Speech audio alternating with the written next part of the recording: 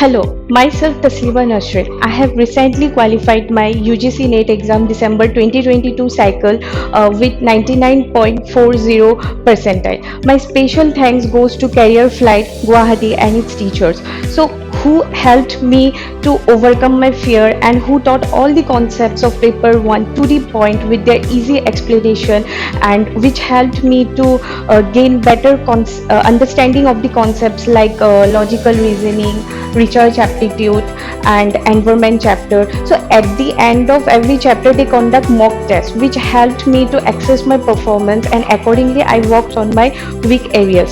So if you're aiming for June 2023 UGC NET exam, then this is the right time to join the right track, so where you will get proper motivation and guidance from your teachers. So I joined Careerflite at the right time, and at the end I am fully satisfied with my result, and I will forever be thankful and grateful to my teachers of Careerflite. So thank you, ma'am.